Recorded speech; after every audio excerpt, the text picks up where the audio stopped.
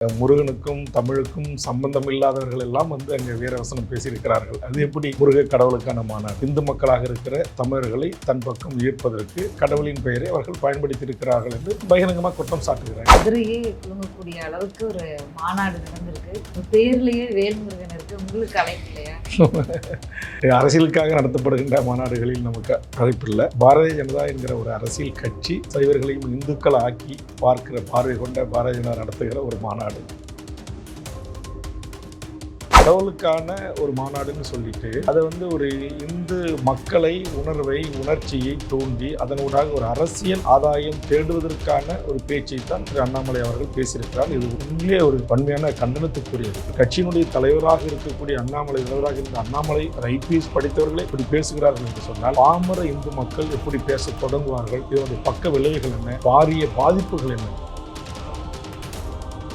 மிழிசை போன்ற காங்கிரஸ் பேர் இயக்கத்தின் தன் வாழ்நாளை அர்ப்பணித்த ஐயா குமரி ஆனந்தன் அவருடைய மகளாக இருந்து கொண்டு ஒரு பச்சை தமிழ்ச்சியாக இருந்து கொண்டு ஒரு மதத்தின் பெயரால் மக்களை பிளவுபடுத்துகிற, மக்களை கூறு போடுகின்ற மிக மோசமான பேச்சுக்களை எல்லாம் மோடி அவர்கள் ஐநாவில் போய் தமிழை பற்றி பேசுறாரு, இந்திய நாட்டுடைய பெருமையை பற்றி பேசுறாரு, சகிப்புத்தன்மை உள்ள நாடு நாங்க, இந்தியர்கள் யாவரும் பல நிறத்தவர்கள் இங்கு வாழ்கிறார்கள், நாங்கள் எல்லாம் ஒற்றுமையா இருக்கிறோம் அப்படின்னு சொல்றது. ஆனா அவருடைய தொண்டர்களும் அவருடைய இயக்கமும் அதற்கு நேர் எதிராக இன்றைக்கு வட இந்தியாவில் மிகப்பெரிய கலவரங்களை எல்லாம் நடத்தினார்கள். 6 தீர்மானங்கள் திருப்பரங்குன்றம் மலை மீது கார்த்திகை தீபம் ஏற்ற வேண்டும் அப்படின்னு. அதான் புதுசாக அவங்க அயோத்தியை கையில் வச்சு அங்கே ஆட்சியை பிடிக்க முயற்சி பண்ணாங்க. அப்புறம் இப்போ முருகன் பக்கம் திரும்பி இருக்காங்க. இல்லை, அவங்களுடைய அஜெண்டா நிறைய இருக்குது. இது நாடு நாசமாக போகணும்னு விரும்புகிறாங்க. அப்படி நாசமாக போனாலும் பரவாயில்ல, இந்த அதிகார பசி பதவி வெறி இங்கே பாரதிய ஜனதா கால் உண்டணும். அதற்கு எந்த எல்லைக்கும் அவங்க போவாங்க.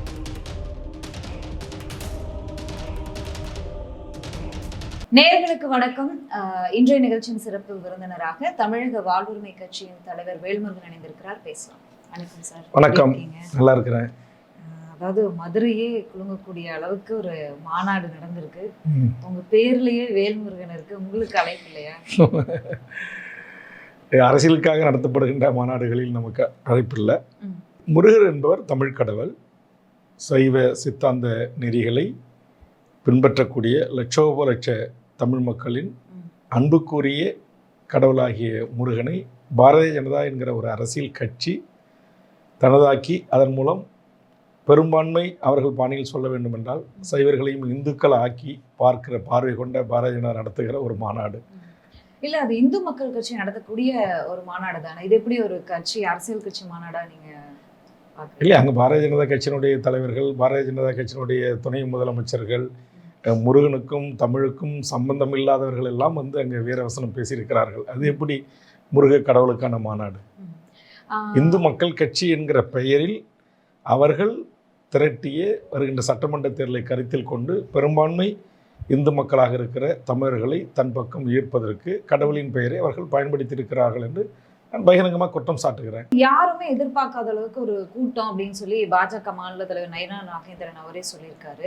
இந்த அளவுக்கு கிரௌடு, இந்த அளவுக்கு மக்கள் ஆதரவு இருக்கு, நம்மளாம் ஒன்னா சேர்ந்து நம்மளுடைய அந்த இந்து மக்களுடைய அந்த ஒற்றுமையை காட்டணும், தேர்தல்கள்லையும் காட்டணும், அந்த காது மிரண்டா காடு கொள்ளாது அப்படிங்கிற டயலாக்லாம் அண்ணாமலை அவர்கள் கூட பேசியிருக்காரு. இனியும் நம்ம அமைதியா இருக்கக்கூடாது, இந்த அளவுக்கு இது முருகன் மாநாடு தான், அரசியல் கிடையாது, திமுக இவங்கெல்லாம் எதிர்கட்சியினர்லாம் எதிர்த்தரப்புல இருக்கிறவங்களாம் குற்றம் சாட்டுறாங்க அப்படின்லாம் சொல்லியிருந்தாங்க. ஆனா அதுலயும் ரொம்ப ஸ்ட்ராங்கான அரசியலும் பேசியிருக்காங்க. இவ்வளவு கிரௌடும் நம்ம அதை தான் சொன்னேன். ஸ்ட்ராங்கான அரசியல் பேசியிருக்கிறார் திரு அண்ணாமலை அவர்கள், திரு பவன் கல்யாண் அவர்கள், திரு நயினா நாகேந்திரன் அவர்கள். அதனால் அது அரசியலுக்காக கூட்டப்பட்ட ஒரு மாநாடு. அந்த முருகன் மீது அளப்பரிய ஒரு நம்பிக்கையும் தமிழ் நெறி பிரகாரம் சைவ சித்தாந்தர்கள், தமிழ் முறையை விரும்பக்கூடியவர்கள் அனைவருமே முருகன் மீது ஒரு அளவற்ற பக்தி கொண்டவர்கள், அன்பு கொண்டவர்கள். அந்த அடிப்படையில் அதை எப்படி நாம் அரசியல் ஆக்குவது என்று என்ன சொல்லுவாங்களே, ரூம் போட்டு யோசிப்பாங்களே, அந்த மாதிரி யோசித்து தமிழ் மக்கள் 6 படை வீடுகளையும் ஒரே இடத்தில் மிகப்பெரிய பிரம்மாண்டமான சினிமா ஷூட்டுக்கு தயார் செய்வது போல அரங்குகளை தயார் செய்து அதை விளம்பரப்படுத்தி, உங்களுக்கு தெரியும், இது அறிவித்ததிலிருந்தே ஒவ்வொரு நாளும் தமிழ்நாட்டுடைய பாரதிய ஜனதா கட்சியினுடைய தலைவர் தான் மாநாட்டுக்கு வாருங்கள் என்று அழைப்பு கொடுத்தார். அப்போ அதிலேயே தெரிஞ்சிடும் உங்களுக்கு இது சைவ சித்தாந்த நெறியாளர்களோ ஓதுவார்களோ சைவர்களோ அல்லது சைவ மடங்களை வைத்து நிர்வகிக்கக்கூடியவர்களோ அல்லது முருகனுக்காகவே தன் வாழ்நாளை அர்ப்பணித்து பணி செய்ய கொண்டு இருக்கப்பட்டவர்களால் அழைக்கப்பட்ட மாநாடு அல்ல. எல்லா தொலைக்காட்சி திறந்தா, யூடியூப்பை திறந்தா கண்டிப்பாக நம்ம வந்து நயனார் நாகேந்திரன் முகத்தை பார்த்துட்டு தான் அடுத்த செய்திக்கே உள்ளே போக முடிகின்ற ஒரு நிலையை பாரதிய ஜனதா இதற்காக உருவாக்கியது. ஆக அந்த விளம்பரத்தில் 6 படைகளையும் ஒரே இடத்தில் வைத்து பிரம்மாண்டமான ஏற்பாடு செய்யப்பட்டிருந்து அதை மக்கள் சென்று கும்பலாக பார்த்துவிட்டு முருகன் மீது இருக்கிற அளப்பரிய பாவம் முடியும். ஒரு படை திருச்செந்தூருக்கு போகலாம், இல்லை பழனிக்கு போகலாம், இல்லை திருத்தணிக்கு போகலாம். ஆனால் 6 இடங்களையும் ஒரே இடத்துல செட்டு போட்டு சிறப்பாக செஞ்சுருக்காங்க. அதை போய் மக்கள் ஒரு முருகனை வணங்கக்கூடியவர்கள் போய் வணங்கிட்டு வந்திருக்காங்க. அவ்வளோதானே தவிர பாரதிய ஜனதாவுக்காக முருகன் மாநாட்டில் கூடிய கூட்டம் அனைவரும் குடும்பத்தோடு ஓட்டு போடக்கூடியவர்கள் தமிழர்கள் அல்ல. தமிழர்கள் என்பது தமிழர்களுக்கான அரசியல் என்பது வேறு, தமிழர்களுக்கான தமிழ் கடவுள்கள் என்பது வேறு, இவர்கள் சொல்லுகிற இந்து கடவுள்கள் என்பது வேறு என்கிற அற்புதமான ஒரு புரிதலை கொண்டவர்கள் தான் தமிழர்கள். அதனால தான் பாரதிய ஜனதா தொடங்கிய இந்த 100 ஆண்டுகள் ஆகியும் இந்தியாவின் எல்லா மாநிலங்களிலும் அவர்களால் கோலோச்ச முடிந்தது, ஆட்சி அதிகாரத்தை கைப்பற்ற முடிந்தது, சட்டமன்ற உறுப்பினர்களையே தனதாக்கி கொள்ள முடிந்தது, அரசியல் கட்சிகளையே கலைத்து தனதாக்கி கொள்ள முடிந்தது. ஆனால் தமிழ்நாட்டில் அவருடைய முயற்சி இன்னும் வெற்றி பெறவில்லை என்று சொன்னால் இங்கு தமிழர்கள் முருக கடவுள் யார், அதை கொண்டாடுகிற பாரதிய ஜனதா RSSகாரர்கள் யார், இந்து முன்னணியர் யார் என்பதை மிக தெளிவாக பகுத்து ஆய்ந்து பகுத்தறிவோடு சிந்தித்து செயல்படக்கூடியவர்கள். இதுவரைக்கும் இந்து மக்கள் கட்சி நடத்தின மாநாடுக்கெல்லாம் இவ்வளவு கூட்டம் வந்தது கிடையாது. இந்து மக்கள் கட்சி நடத்துறது நீங்க சொல்றீங்க தொடர், இது இந்து மக்கள் கட்சி நடத்தல, இது பாரதிய ஜனதா நடத்துது. ஒரு இந்தியாவை ஆண்டு கொண்டிருக்கிற ஒரு அரசியல் கட்சி நடத்துகிற ஒரு மாநாடு. அதனுடைய தலைவர் திரு நயனார் நாகேந்திரன் தான் பத்திரிகை ஊடகங்கள்ல அழைப்பு கொடுத்தார். திரும்ப இந்து முன்னணின்றீங்க, பெயர் அவங்க இந்து முன்னணி, RSS, சங் பரிவார அமைப்புன்னு அவங்க நிறைய அமைப்புகள், RSSக்கான பல அமைப்புகளை உருவாக்கி வச்சிருக்காங்க பாரதிய ஜனதா. அந்த மாதிரியான ஒரு அமைப்பின் பெயர்ல அது கூட்டப்பட்டது. அதனால இது ஒரு மாநாடு மட்டும் இல்ல, இது ஒரு எச்சரிக்கை மணி ஆளும் அரசு இருக்கு. ஆமா, நான் கூட பார்த்தேன். ஏற்கனவே மாநாடை பார்த்து அதிர்ந்து போயிருக்காங்க. இதெல்லாம் அவங்களுடைய பதில்கள்ல இருந்தே பார்க்க முடிஞ்சது. சேகர் பாபு, வைகோ அவர்கள் எல்லாம் பேசியிருக்காங்க.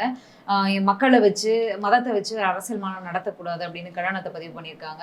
ஸோ இதற்கு தமிழிசை தரப்புல இருந்து ஒரு பதில் வந்திருக்கு. இது எச்சரிக்கை மணி அப்படின்னு அண்ணாமலை அவர்களும் சொல்லியிருக்காரு. என்ன எச்சரிக்கை மணி? தமிழிசை போன்ற காங்கிரஸ் பேரியக்கத்தின் தன் வாழ்நாளை அர்ப்பணித்த ஐயா குமரி ஆனந்தன் அவருடைய மகளாக இருந்து கொண்டு, ஒரு பச்சை தமிழ்ச்சியாக இருந்து கொண்டு, ஒரு மதத்தின் பெயரால் மக்களை பிளவுபடுத்துகிற, மக்களை கூறு போடுகின்ற மிக மோசமான பேச்சுக்களை எல்லாம் நேற்றைக்கு அந்த மேடையில் இருந்த தலைவர்கள் பேசியிருக்கிறார்கள். குறிப்பாக அண்ணாமலை போன்றவர்கள், பவன் கல்யாண் போன்றவர்கள் பேச்சுக்கள் எல்லாம் இந்தியாவின் இறையாண்மைக்கும், இந்தியாவுடைய பன்முகத்தன்மைக்கும், இந்தியாவுடைய ஜனநாயகத்திற்குமே எதிர்காலத்தில் பேராபத்தை விளைவிக்கக்கூடியது.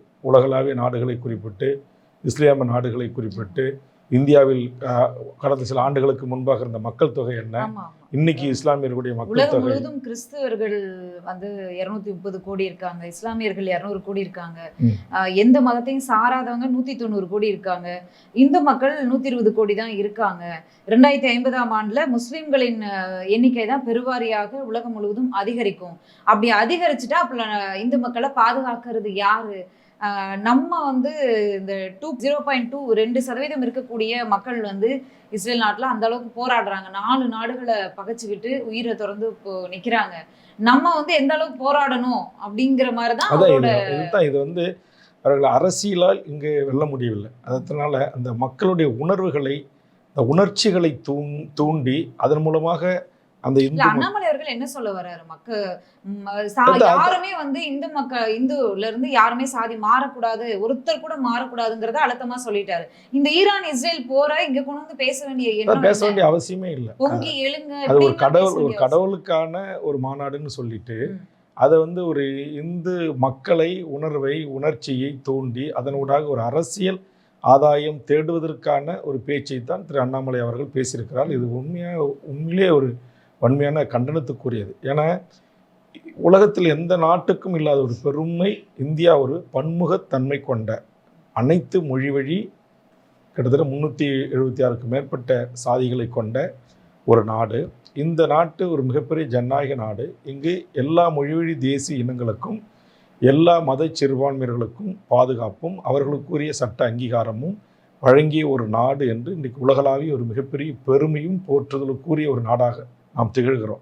அதை இன்னைக்கு ஒட்டச்சி சுக்குநூறு ஆக்குவது போல் தான் இன்றைக்கு திரு அண்ணாமலை அவர்கள் பேசியிருக்கிறார். நீங்கள் சொன்ன இதர நாடுகளை ஒப்பிட்டு முஸ்லீம்கள் எண்ணிக்கையில் அதிகமாக இருக்கிறார்கள், கிறிஸ்தவர்கள் எண்ணிக்கையில் அதிகமாக கொண்டிருக்கிறார்கள், இந்துக்களே உங்களுக்கு ஆபத்து இருக்கிறது, இப்படியே ஒவ்வொரு இஸ்லாமியர்களும் 3 4 5 கணக்கு வழக்கு இல்லாமல் குழந்தைகளை பெற்றுக்கலாம், அதுக்கெல்லாம் எந்த தடையும் இல்லை, இப்படி என்று இந்து மக்களை ஒரு உணர்வெழுச்சியின்பால் ஒரு அணிதிரட்டுகின்ற ஒரு முயற்சியில் இறங்கியிருக்கிறார்கள். இது நான் சொன்னது மாதிரி இந்தியாவுடைய இறையாண்மைக்கும் பன்முகத்தன்மைக்கும் ஜனநாயக மாண்புகளுக்கும் மதச்சார்பின்மைக்கும் ஒரு மிகப்பெரிய வேட்டு வைக்கிற மிகப்பெரிய ஆபத்தை உருவாக்கக்கூடிய ஒரு பேச்சு.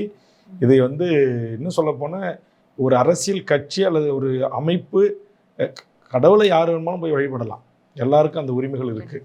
ஆனால் அதை தனதாக்கி அதன் மூலம் இந்து மக்களையும் தனதாக்க கொள்ளுகிற ஒரு முயற்சி. இது உண்மையிலேயே தமிழர் இங்கே சைவ சித்தாந்தம் ஓங்கி வளர்ந்த இந்த தமிழர் நாட்டில் குறிப்பாக வள்ளலார் போன்ற மகான்கள் வாடிய பயிரை கண்டபோதெல்லாம் வாடினேன் என்று சொல்லி ஒரு பயிருக்கும் ஒரு சிறு எறும்புக்கு கூட தீங்கு நினைக்காத மகான்கள் வாழ்ந்த இந்த மண்ணில் இன்றைக்கு இஸ்லாமியர்கள் ஒரு பேர் ஆயிட்டா அவனை விடக்கூடாது, இந்துக்களே அணிதிரள்வீர்கள் என்று சொல்வதெல்லாம் ஏற்புடைய செயல் அல்ல. அப்புறம் நீங்கள் எல்லாம் பாகிஸ்தான் போங்கன்னு சொல்கிறது ஆகும்னா, நீங்கள்லாம் அரபு நாட்டுக்கு போங்கன்னு சொல்கிறது, இது எல்லாம் பேராபத்து.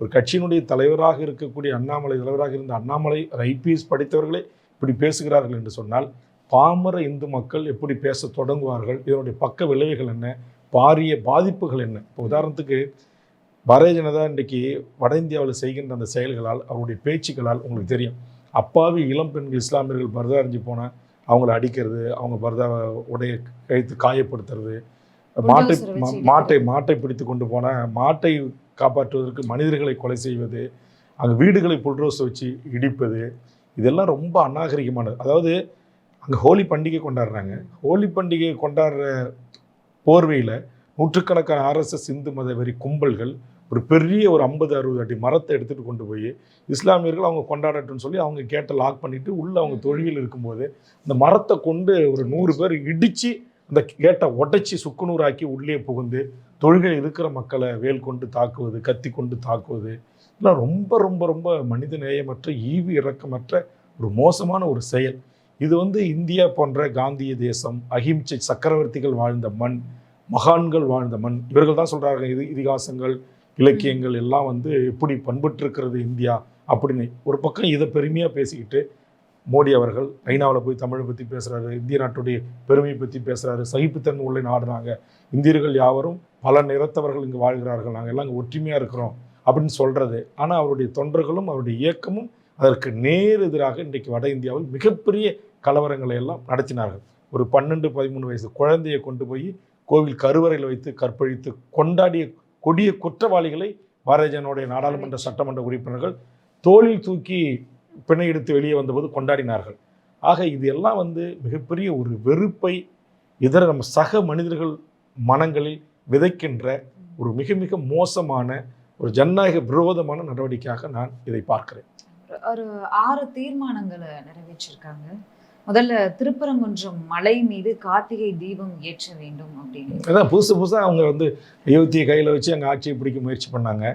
அப்புறம் இப்போ முருகன் பக்கம் திரும்பி இருக்காங்க. ஏற்கனவே எல் முருகன் அவர்கள் இது இந்த மாநாடு ஒரு ஆரம்ப புள்ளியாக தானே பார்க்க முடியும். இவங்களோட தீர்மானங்களை பார்த்தா இது ஒரு ஆரம்ப புள்ளி. இன்னும் எலெக்ஷனுக்குள்ள இன்னும் பல்வேறு சம்பவங்கள், அவங்களுடைய அஜெண்டா நிறைய இருக்கு. இது நாடு நாசமா போகணும்னு விரும்புறாங்க. அப்படி நாசமா போனாலும் பரவாயில்ல, அந்த அதிகார பசி பதவி வெறி இங்க பாரதிய ஜனதா கால் ஊன்றணும். அதற்கு எந்த எல்லைக்கும் அவங்க போவாங்க. அதுதான் காட்டுகிறது அந்த தீர்மானங்கள். பஹல்காம் தாக்குதலுக்கு பதிலடி கொடுத்த பிரதமர் மோடிக்கு பாராட்டுக்கள் அப்படின்னு சொல்லி நேற்று வரைக்கும் அமெரிக்க அதிபர் ட்ரம்ப் பேசிட்டு இருக்காரு. எனக்கு நோபல் பரிசு கொடுக்க வேணாம், அமைதிக்கான நோபல் பரிசு கொடுக்க வேணாம், பாகிஸ்தான் அதை கொடுக்க ரெடி அப்படின்னு இராணுவ தளபதி அறிவிச்சிருக்காரு.